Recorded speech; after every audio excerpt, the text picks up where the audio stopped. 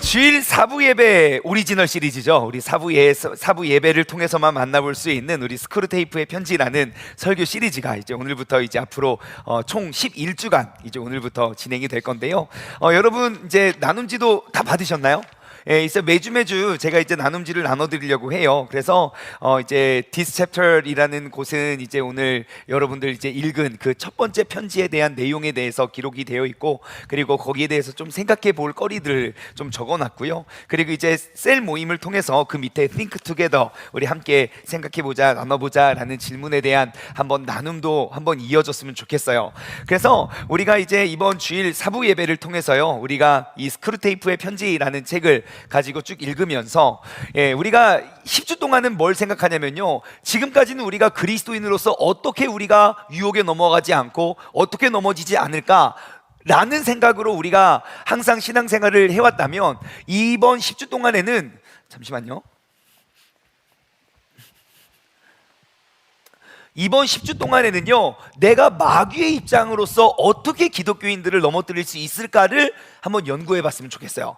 지피지기면 백전백승이라 적을 알고 나를 알아야 우리가 넘어뜨릴 수 있거든요. 그래서 이 시간에 우리의 신앙생활 가운데 마귀는 우리의 신앙과 믿음을 자라나지 못하게 어떻게 공략하고 어떻게 쓰러뜨리는지, 그 31가지의 비법이 책 안에 기록되어 있고요. 우리는 그 31가지를 다 나눌 수는 없지만 한 10가지 정도, 많게는 11가지 정도 우리가 뽑아서 우리가 한번 그 마귀의 고도의 전략을 우리가 한번 파헤쳐 봤으면 좋겠습니다.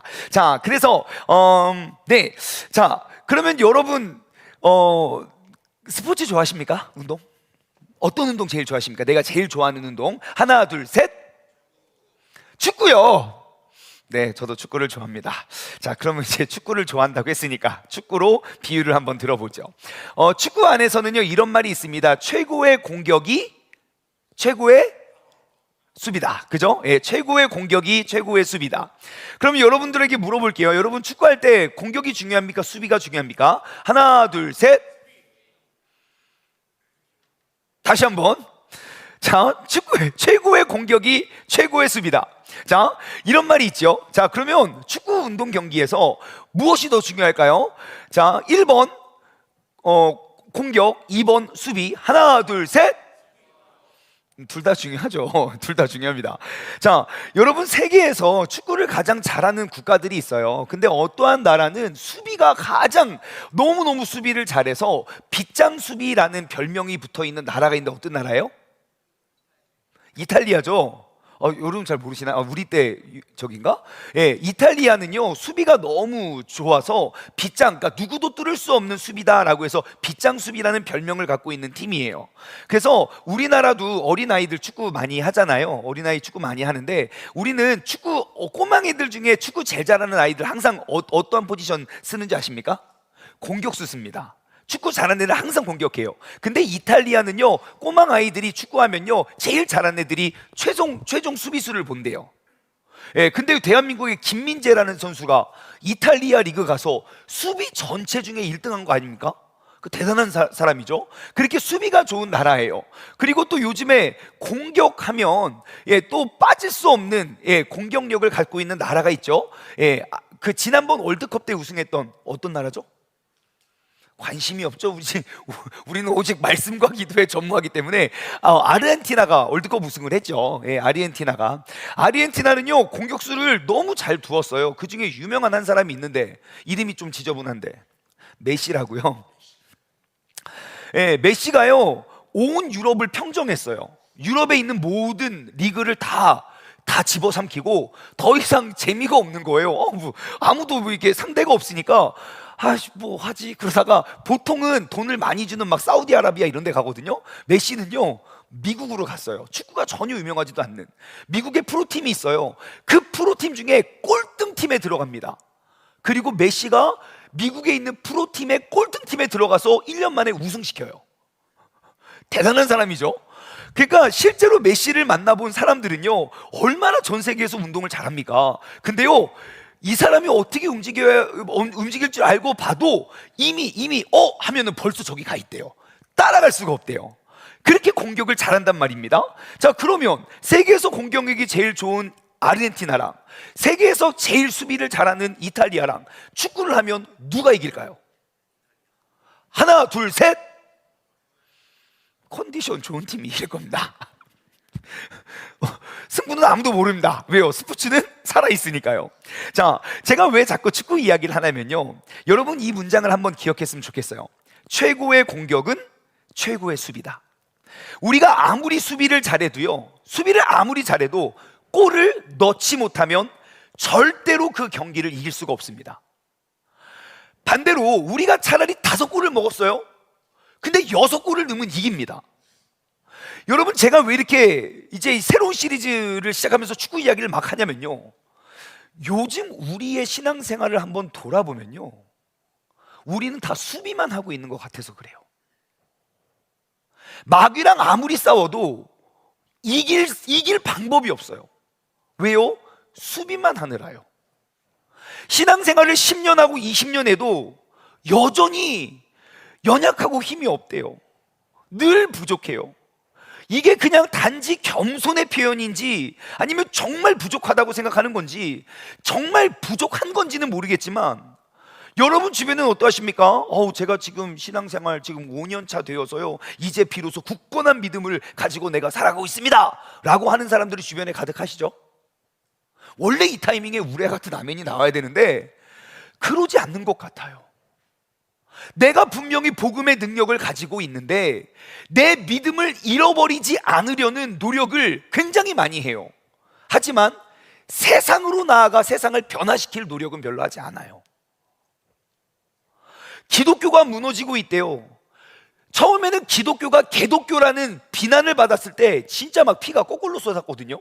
근데 요즘에는 누구도 그런 모욕을 받아도요, 화를 내지도 않아요. 그냥 당연시 여겨요.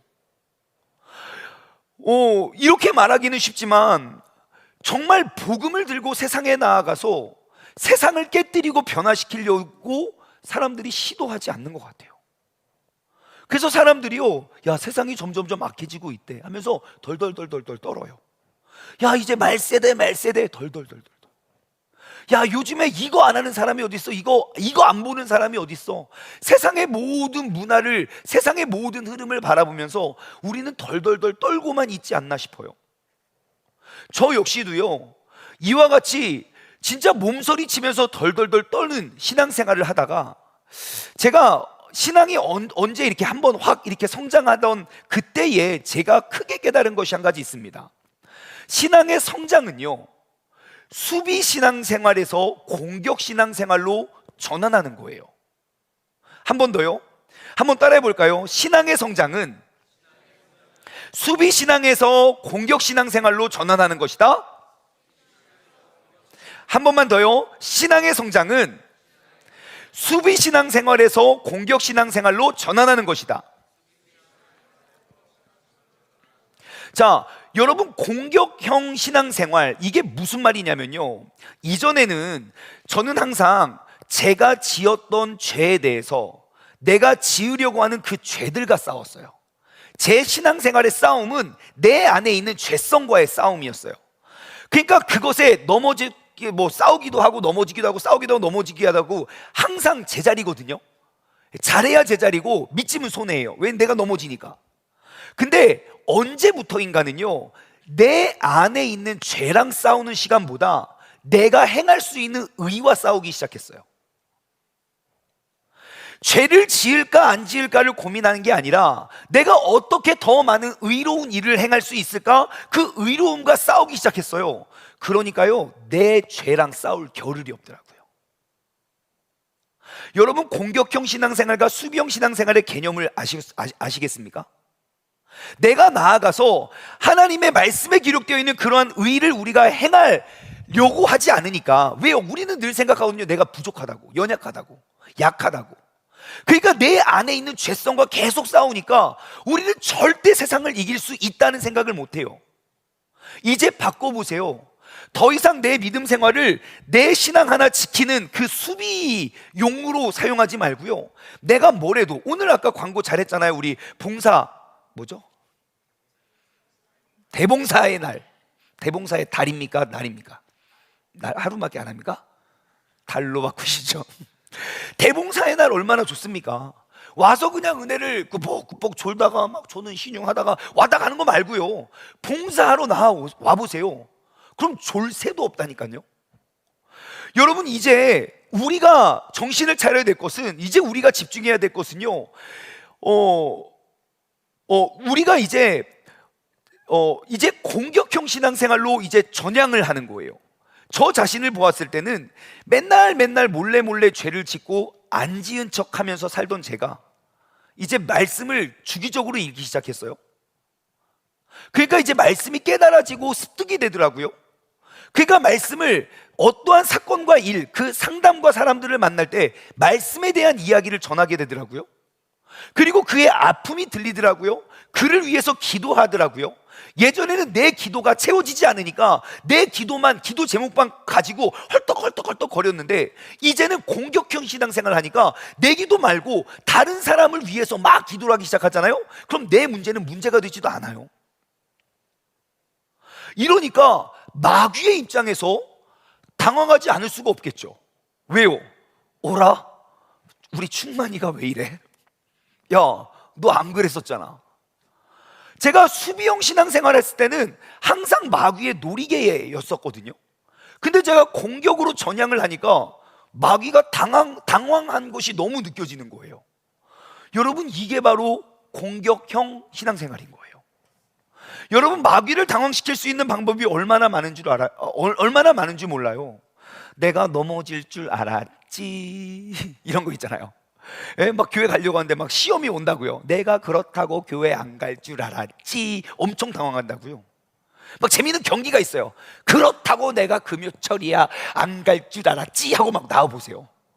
내가 우울해하고 있을 줄 알았지, 내가 지금 밖에 나가서 놀러 갈 줄 알았지, 나 예배 드리러 왔다 하면은 마귀가 굉장히 당황한다고요. 내가 우리 청년들 새벽 예배 계속 잘 나오고 있거든요. 저는 가끔씩 요일을 자꾸 까먹는데 청년들이 찬양인도, 오늘이 금요일이구나, 너무 반가워요. 내가 새벽 예배 안 나갈 줄 알았지 하고 계속 우리가 뭔가 나를 지키기 위함이 아니라 내게 주어진 능력으로 살아가기 위한 공격형으로 나아가면요, 마귀는 당황합니다. 저희 교회 한 집사님께서, 제가 전에 사역하던 교회 한 집사님께서 봉사의 마음이 들어가지고 봉사를 딱 헌신했어요. 봉사를 결단하자마자 기다렸다는 듯이 안 좋은 일들이 빵빵 터지는 거예요. 계속 기다렸다는 듯이. 여태까지는 괜찮았거든요. 봉사 안 할 때는 어려운 일 없었거든요. 근데 봉사를 딱 결단하자마자 막 사고가 빵빵빵 터지는 거예요. 막 오해에 막 둘러싸이고 막 사람들이 비난하고 비방하고 막 그랬어요.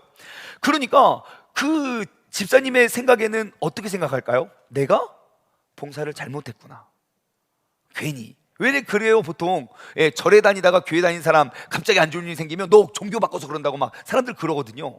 그래가지고 이분이 시험이 든 거예요. 마치 기다렸다가 내가 봉사를 시작하자마자 갑자기 막 어려운 일들이 막 생기니까요. 그때 그 집사님이 했던 말이에요. 내가 이런 일이 생겼다고 해서 봉사하러 안 나올 줄 알았지 하고 나왔어요. 그러니까 그의 믿음이 성장하더라고요. 여러분, 이제 우리가 해야 할 일이 뭔지 아십니까? 마귀가 너무 무서워가지고 안 넘어지려고 내가 어떻게 하면 내가 버텨낼 수 있을까를 가지고 싸우지 마세요. 이제 마귀를 당황시키십시오. 매일매일. 여러분, 생각해 보세요. 축구는 하나의 공을 가지고 22명이 경기를 합니다. 그러면 중앙선을 넘어가면 공격이고 넘어오면 수비예요. 그러면 우리 팀이 공격을 하면 상대팀은 뭐합니까? 수비를 할 수밖에 없죠. 우리 팀이 수비를 하면 상대팀은 공격을 할 수밖에 없는 거예요. 우리의 신앙생활도 똑같아요. 예전에는 나의 믿음과 나의 모든 신앙생활이 항상 수비에만 했었다면, 나를 넘어뜨리고 나를 공격하는 그러한 수많은 죄악들과 내가 계속 씨름을 했었다면, 이제는 중앙선 넘어가세요.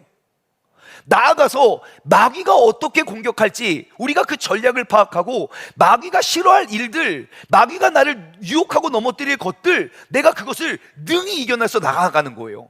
그러면요, 마귀가 얼마나 속상해하고 있는지 여러분 그들의 표정을, 이거 책 보면 다 알 수 있어요. 얼마나 괴로워하고 힘들어하고 있는지, 네가 다 된 밥에 재를 뿌려놨다 이놈의 자식아, 막 그러면서 자기들끼리 엄청 싸우거든요. 그래서요, 여러분, 이제 나를 넘어뜨리려는 그 마귀의 전략에 넘어지지 않게 우리가 싸워왔었다면, 이제는 마귀를 넘어뜨리는, 마귀를 당황시키는 그러한 공격형 그리스도인이 되기를 주님을 소망합니다. 여러분, 이제는요, 공격형 신앙생활로 전환합시다. 시작!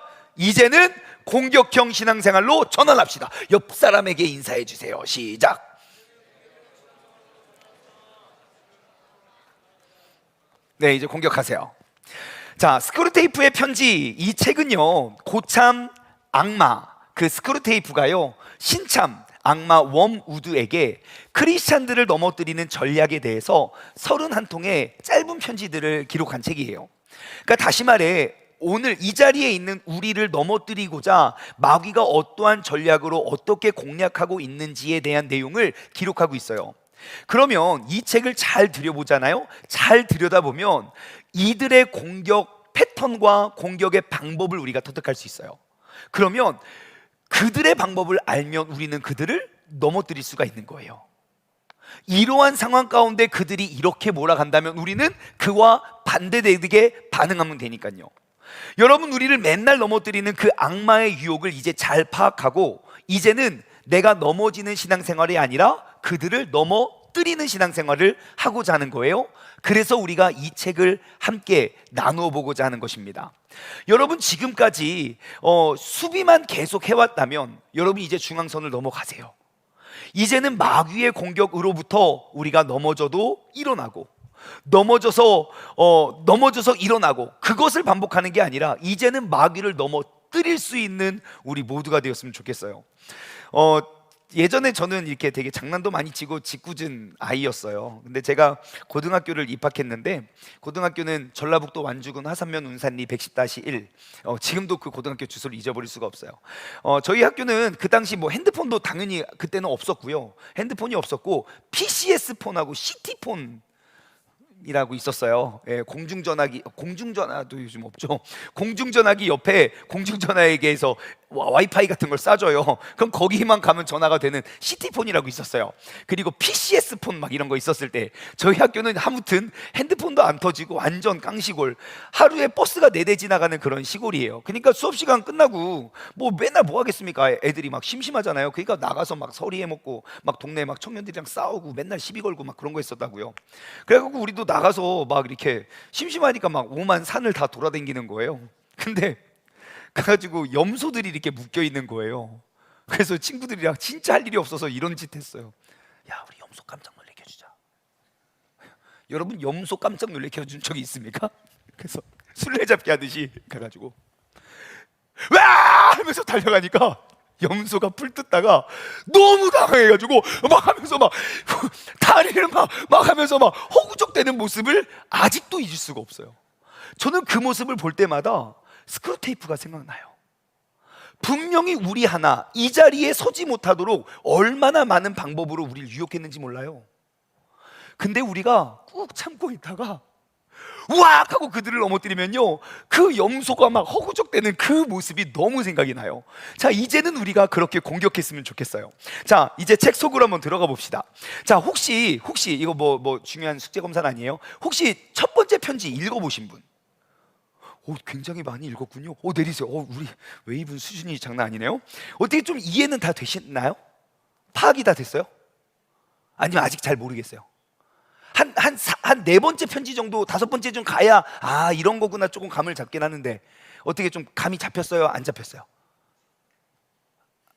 대답이 없는 거 보니까 아직 감이 잘 안 잡힌 것 같아요. 오케이. 자, 오늘은요 우리가 첫 번째 편지를 살펴볼 거예요. 그리고 다음 주는 두 번째 편지를 볼게요. 그래서 다음 주에는 두 번째 편지를 한번 읽어보시면 아주 재밌을 거예요. 자, 첫 번째 편지의 주제는요, 저는 시선이라고 정해봤어요. 시선.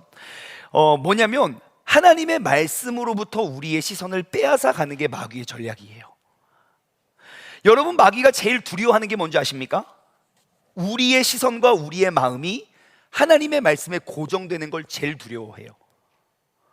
왜냐하면 우리의 시선과 우리의 마음이 하나님의 말씀에 고정되는 순간 마귀는 우리를 끌어낼 수가 없거든요.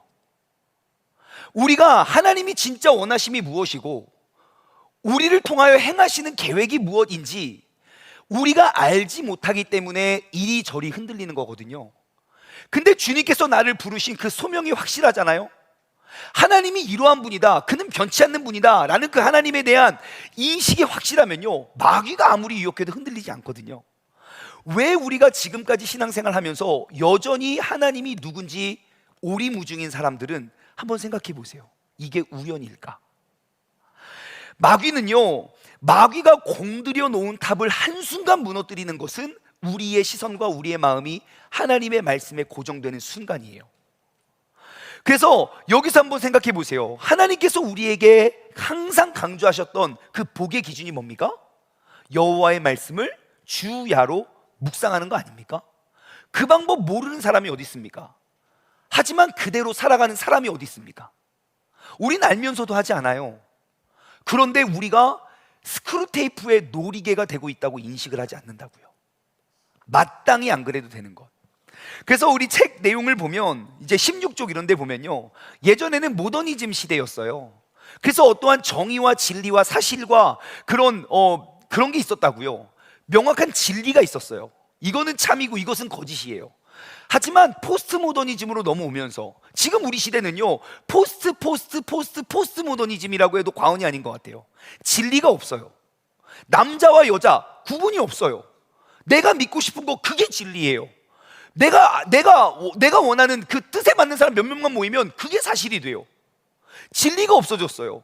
그러다 보니까 하나님의 말씀에 대한 기준이 없어져 버렸어요. 마귀는요, 인간을 어떻게 무너뜨리는지 아십니까? 여러분, 마귀가 우리 앞에 딱 나타날 때 어떠한 모습으로 나타날 것 같습니까? 마귀가 눈앞에 팍 나타났어요. 어떠한 모습으로 올 것 같습니까? 1번, 우리가 알고 있는 뿔이 몇 개예요? 2개라고요. 얼굴은 무슨 색깔이에요? 새빨갛다고요. 이빨은 어떠한 모양입니까? 드라큘라 같다고요. 예? 그리고 막 우와! 그렇게 나타날 것 같습니까? 아니면 정말 예쁘고 아니면 잘생긴 차은우 같이 나타나겠습니까? 내가 좋아하는 거 말고요. 내가 좋아하는 거 말고요. 여러분이 마귀라면 어떠한 모습으로 나타날 것 같습니까? 보자마자 무서워서 도망가게 나타나겠습니까? 절대 그러지 않는다고요. 아주 귀엽고 아주 친근한 모습으로 나타날걸요.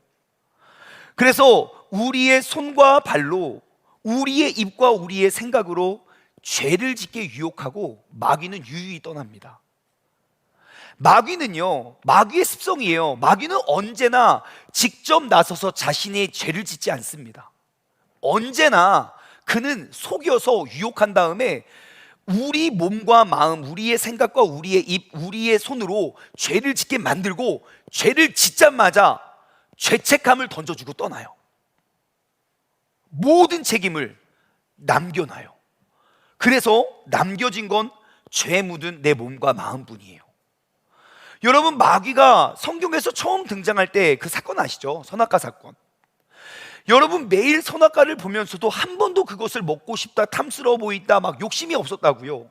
하지만 마귀의 등장으로부터 인간을 꼬시기 시작한 다음부터 인간이 죄를 범해요. 그리고 네가 죄를 범했지, 너 이제 사망이다. 그리고 유유히 떠나요. 그리고 그 죄는 누가 책임집니까? 죄를 지은, 그 죄에 때를 묻힌 인간이 그 죄의 책임을 묻는다고요. 예수님과 정반대의 모습이죠. 예수님은요, 죽을 수밖에 없는 우리를 대신하여 자신의 모든 것을 버리신 분인 반면 마귀는요, 본인이 잃어버리는 거 하나도 없어요. 어떠한 책임도 대신 짊어지지 않아요. 모든 책임을 다 떠넘기고 유유히 사라져요. 여러분, 마귀의 미혹의 방법은 이러합니다.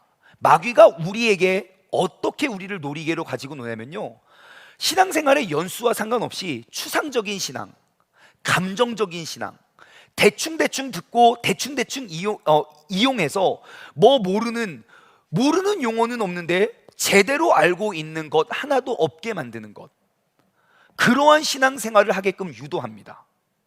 무슨 말이냐? 우리가 보이지 않는 하나님을 믿어요. 그리고 그 하나님이 이 모든 것들을 창조하셨대요. 우리는 눈에 보이는 사람도 못 믿는데 보이지 않는 하나님은 믿는다고 말해요. 심지어 하나님이 어떠한 분인지 알지도 못해요. 그런데 못 믿겠다고 믿음 없는 사람처럼 보이니까 막연하고 추상적으로 그 하나님의 뭔지도 모르지만 믿는다고 말해요. 그래서 정말 중요한 건 우리가 무엇을 믿는지, 누구를 믿는지, 왜 믿는지, 어떻게 믿는지, 정말 믿는다는 게 무엇인지, 그러한 것들에 대해서 생각해보지도 않고 1년, 5년, 10년, 20년, 30년 믿으면서 나는 믿음이 좋다고 말해요. 여러분, 누군가가 다른 신앙, 잘못된 신앙을 가르쳐 준다 한들, 여러분, 그들은 막연하고 추상적인 것이 있기 때문에 무엇이 옳고 그른지도 몰라요. 그러니까 안전지대, 이 교회 이단이야 아니야, 그것만 따진다고요. 내가 교회를 지금 10년, 20년 다녔으면 성경을 보면서 이단의 교리를 갖다 주면 야 이거 잘못된 거 아니냐라고 우리가 그것을 뽑아내야 되거든요. 근데 무조건 무서워만 해요. 뭐 이 신천지에서 왔다고 무서워. 그럼 신천지는 누가 올바로 세워줍니까? 이단 전문 사역자요? 아니요. 우리가 해야죠. 아무리 잘못된 교리와 잘못된 것들이 있다면 무엇이 옳고 그른지를 우리가 명확히 알고 가르쳐 줘야죠. 여러분, 우리의 신앙생활 한번 들여다봅시다. 여러분들의 믿음과 신앙 어떻게 건강하십니까? 이 타이밍에 우리 애 같은 아멘이 나와야 되는데 지금. 그럼 여러분들의 믿음은 어디서부터 왔습니까? 여러분들의 신앙적 지식은 누가 가르쳐 줬습니까? 그러한 정보는 어디서 알게 되었나요? 여러분, 이러한 질문들의 가장 기본적이고 가장 단순한 질문들에 내가 답이 빨리 나오지 않거나 내가 답이 떠오르지 않는다면 어쩌면 우리는 지금까지 스크루테이프의 전략의 놀이개가 된 것일지 아닐까, 놀이개일지 모릅니다. 정말 중요한 믿음에 대해서, 말씀에 대해서 내가 고민하거나 생각하지 못하도록 스크루테이프는 여전히 환경과 상황을 조정해서 우리를 가지고 놀 거예요. 마귀는 절대 믿음에 대해서, 구원에 대해서 사고하거나 생각하거나 논증하지 못하게 피합니다. 어떠한 진짜 우리가 믿는 것이 무엇인가, 하나님은 누구신가 라는 질문에 대해서 우리가 심도 있는 대화를 나누잖아요. 만약에 그 논쟁을 마귀가 막을 수 없다면 그 논쟁을 통하여 싸우게 만들 거예요. 서로 감정만 상하고 결국 하나님이 누군지 보지 못하게, 결국 우리가 믿는 그 믿음이, 그 구원이, 그 구속이, 대속이, 그러한 중요한 원리들이 무엇인지 생각조차 못하게 우리를 조종한다고요. 왠 줄 아십니까? 우리가 그 진리를 붙잡는 순간 우리는 굳게 설 수 있기 때문이에요.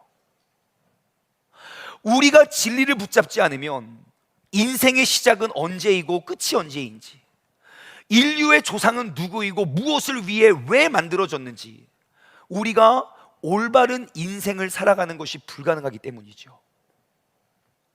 그러니까 참 아이러니해요.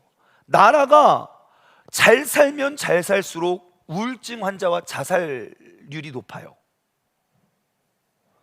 하지만 이 진리를 붙잡는다면 아무것도 없이도 감사한 삶을 살게 되고요, 많은 것이 없어도 풍족한 삶을 누리게 되고요, 어떠한 어려운 상황과 시험과 역경 속에서도 요동하지 않는 삶을 살아갈 수 있게 되는 것이에요.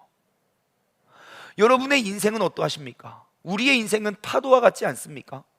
내 인생은 언제부터 이렇게 꼬였나? 내 인생은 언제부터 이렇게 되는 게 없나? 매일매일 고민만 하십니까? 그렇다면 이제 그 중심이 되는 이 진리의 말씀에 우리의 시선과 우리의 마음을 고정하시기를 소망합니다. 여러분, 이제 누가 전해지고 누가 알려주는 거 말고요, 어떠한 사람이 이 말씀에 대해서 풀이하고 해석한 거 말고요, 이제는 내 눈으로 하나님의 말씀을 직접 읽고 직접 생각하고 우리가 따져볼 수 있는 우리의 신앙의 우리 모두가 되기를 소망합니다. 아주 쉽게 생각해서요, 여러분, 이거 성경책 한 1500년, 1600년 가량의 시간이 걸렸어요, 기록하는데. 기록자는요 40여 명이에요. 왜냐하면 작자 미상이 몇 명 있거든요. 생각해 보세요. 아주 단순하게 제가 여기 한 5명에게 오늘 똑같은 설교를 했어요. 그리고 5명에게 흩어진 다음에 오늘 들은 설교 내용을 기록해 보세요. 그러면 5명이 한 가지 내용을 기록할까요? 5가지 내용을 기록할까요? 다 5가지 내용을 기록하겠죠. 근데 신기해요. 이것은 1500, 1600년의 시차도 있고 전 세계 각국 흩어진 40여 명의 사람들에 의해서 기록된 책인데 내용이 통일돼요. 어떻게 설명하실래요?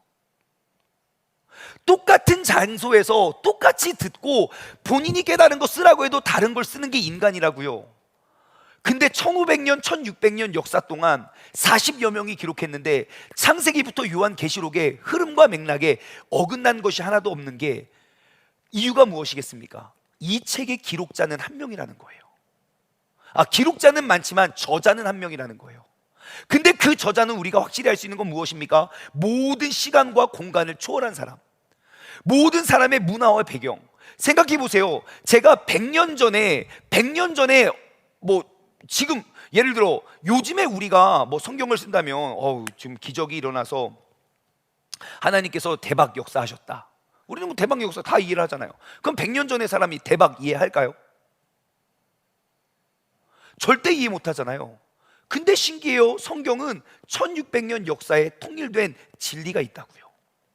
생각해 보세요. 이것이 진리라면 2000년 전에 쓰여졌어요. 근데 2000년이 지난 지금도 본다고요. 그럼 2000년이 지난 다음에 볼까요, 안 볼까요? 보지요. 왜냐하면 진리이기 때문이죠. 만약에 이 말씀에 허위가 조금이라도 포함되어 있거나 정말 조금의 거짓말이라도 들어있잖아요. 그러면 생각해 보세요. 지난 2000년 역사 가운데 이 말씀의 권위가 당연히 무너졌겠지요. 야, 이거 소설이야, 소설. 다 거짓말이야. 사람들이 바보입니까? 여러분 좋아하는 책 있죠? 좋아하는 책 여러 번 보잖아요. 진짜 재밌는 책, 재밌는 영화 여러 번 본다고요. 근데요, 저는 똑같은 책 10번, 20번, 20번까지 읽어본 사람 만난 적 있어요. 같은 책을 20번 봤대요. 제가 물어봤죠. 왜 21번 안 보셨습니까? 그러니까 더 이상 이제 재미가 없어서 안 봤대요. 근데 여러분 아시잖아요. 성경 제 주변에 100독, 200독 하신 분 계세요. 200독 끝나잖아요. 그 다음 뭐 하는 줄 아세요? 주 예수의 은혜가 모든 자들에게 있을지어다 아멘 하고 201독 들어가요. 이것이 사람의 지식보다 낮은 권위라면 어떠한 바보가 똑같은 책을 200번이나 읽습니까? 그렇기 때문에 우리는 이제 눈을 들어 우리가 마음을 열어 이제 하나님의 말씀에 우리의 시선과 우리의 마음을 집중해야 됩니다. 여러분, 수비형 신앙생활을 하는 우리들의 모습 때문에 수많은 크리스찬들의 권위는 무너졌습니다. 하지만 이 말씀의 권위는 조금도 무너지지 않았습니다. 이제는 우리가 하나님의 말씀의 그 진리를 우리가 붙잡고 이제는 중앙선 넘어왔으면 좋겠어요. 더 이상 우리가 수비하느라고 모든 시간, 모든 에너지 낭비하지 말고요. 내가 신앙생활 1년, 2년, 5년, 10년 하고 여전히 믿음이 없어가지고 아무것도 몰라요 하지 마시고요. 이제는 내 눈과 내 마음을 열어 하나님의 말씀을 읽고 묵상하고 깨달아, 그리고 논쟁하고 토론하고 계속 그 감추어진 비밀을 우리가 찾아가 흔들리지 않는 믿음의 사람이 되시길 주님의 이름으로 간절히 소망합니다. 하지만 우리가 기억해야 될 것이 하나 있습니다. 내가 느끼고 내가 깨달은 대로 내 삶이 만들어지지 않는다는 거예요. 이유는 바로 오늘 본문 말씀에서 이야기하고 있습니다. 오늘 본문 말씀 한번 볼까요? 베드로전서 5장. 자, 8절입니다. 근신하라, 깨어라.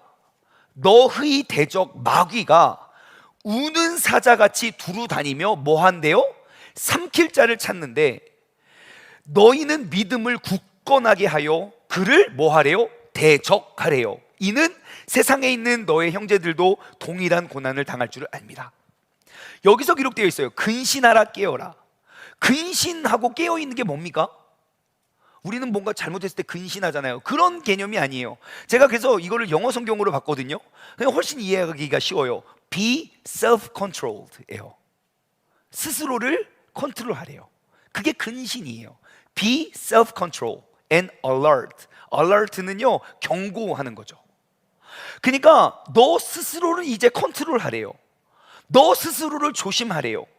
너는 항상 죄인이니까 너 스스로를 늘 점검하고 스스로를 다스릴 줄 알아야 된대요.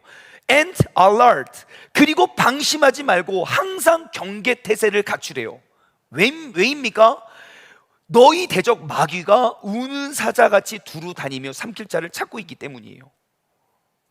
그래서 오늘 이 일과를 보시면 책 속에서 스크루테이프가 웜우드에게 간곡히 부탁하는 게 있습니다. 이렇게 말해요. 너의 임무는 환자, 그 환자는 곧 크리스찬입니다. 너의 임무는 환자의 곁을 지키며 그가 제대로 생각하지 못하도록 방해하는 것이라는 점을 명심해라. 여러분, 이제는 이 사실을 인지하시기 바래요. 이제는 일어나세요. 마귀는 못 가게 막는 역할만 하지 않아요. 가게 만들고요, 가서 말씀을 들리지 않게 만들어요. 그래놓고 예배에 성공했다고 그 생각을 집어넣어요. 그래서 내가 가는 것이 신앙생활이 아니라 말씀을 듣지 못하게 하는 것이 무엇인지를 우리는 이제 알아야 돼요. 말씀을 맺겠습니다. 신앙생활의 성장, 여러분, 이제는 신앙생활의 발전, 이제는 수비에서 공격으로 전환할 때 이루어지게 됩니다. 나를 공격해 오던 그 죄악들과 내 안의 죄성과 싸우기만 해서는 우리는 절대 5년이 지나고 10년이 지나도 열매 맺기는 어렵습니다. 이제는 나의 죄에 넘어짐을 무릅쓰고 우리가 성경에 기록되어 있는 사명을 감당하며 성경에 기록되어 있는 열매를 맺기 위하여 싸우고 노력할 때에야 우리는 비로소 골을 넣을 수 있게 되는 거예요. 여러분, 사단은 우리가 하나님의 말씀에 귀 기울이고 눈에서 떠나지 않게 하는 걸 가장 두려워합니다.